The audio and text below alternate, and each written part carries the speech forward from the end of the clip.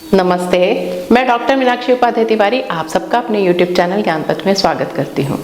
श्री कृष्ण जी भगवान विष्णु जी के 8वें अवतार हैं, कर्म योगी हैं, न्याय प्रिय हैं और महाभारत के युद्ध में पांडवों को न्याय दिलाने के लिए उनकी सेना में सम्मिलित होते हैं और अर्जुन के सारथी बनते हैं।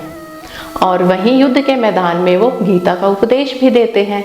सबसे बड़े दार्शनिक हैं। भगवान श्री कृष्ण के जीवन से संबंधित बहुत सी कहानियां हैं, लेकिन एक कहानी जो मुझे बहुत प्रिय है मैं आपके साथ शेयर करना चाहती हूँ, जो इस प्रकार है। श्री कृष्ण जी माँ देवकी और वसुदेव जी के पुत्र थे, लेकिन उनका जो पालन पोषण था वो माँ यशोदा और नंद बाबा के घर में ब्रज में हुआ। वो ब्रज में ही बड़े हुए और ब्रज के ही रीति रिवाज देखते रहे। जब वो थोड़े बड़े हुए तो पूरे ब्रज में उन्होंने देखा कि अन्नकूट की तैयारी चल रही है। हर व्यक्ति अपने घर में अन्नकूट की व्यवस्था कर रहा है। तो वो आकर अपनी माँ यशोदा से पूछते हैं कि माँ, ये अन्नकूट क्या है, क्यों किया जाता है ये? तो माँ उत्तर देती हैं कि हम भगवान इंद्र की पूजा करते हैं और उन्हीं के लिए ये भोग समर्पित होता है। तो भगवान श्री कृष्ण पूछते हैं कि हम इंद्र देवता की पूजा क्यों करते हैं? वो तो इतने घमंडी हैं, हमें कभी दिखाई भी नहीं देते हैं। तो माँ कहती हैं, नहीं, ऐसा नहीं है। जो इंद्र भगवान हैं वो हमें वर्षा देते हैं। वर्षा से हमारी फसलें होती हैं और हमारी गायों के लिए चारा भी होता है। तो कृष्ण कहते हैं कि ऐसा नहीं है, जो वर्षा भी होती है वो हमारे गोवर्धन पर्वत के कारण होती है और गोवर्धन पर्वत में हमारी गायें चरने भी जाती हैं।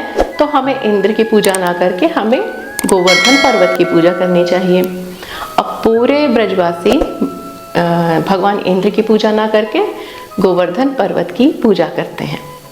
अब ये देखकर इंद्र क्रोधित हो जाते हैं। उन्हें ये सब देखकर लगता है कि उनका अपमान किया जा रहा है और वो अपनी पूरी शक्ति का प्रयोग करते हैं।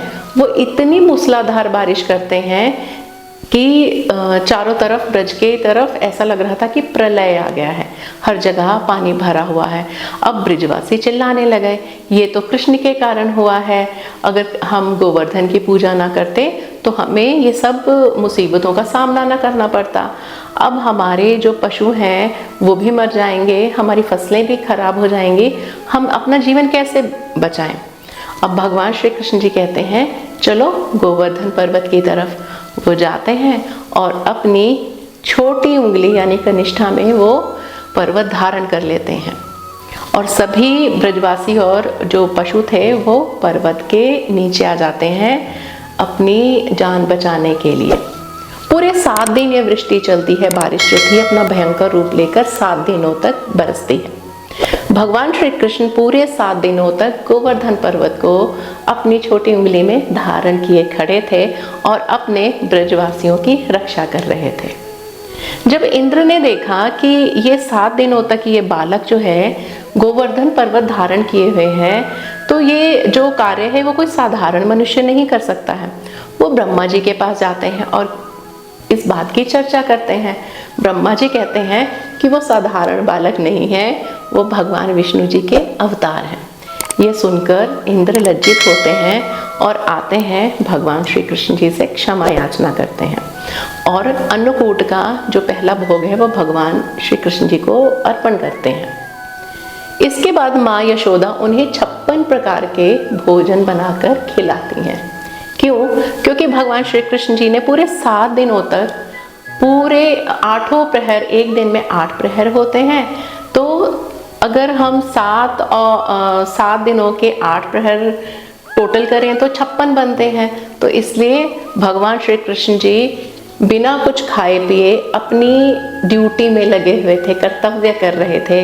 उन्होंने ना जल ग्रहण किया, ना ही उन्होंने अन्न ग्रहण किया। इसलिए उनकी माता जी ने प्रसन्न होकर अपने पुत्र को 56 भोग खिलाए। तभी से ये प्रथा चली आ रही है कि हम अन्नकूट में भगवान जी को 56 प्रकार का भोग अर्पण करते हैं। हम फिर मिलेंगे अगले वीडियो में। जय श्री कृष्ण।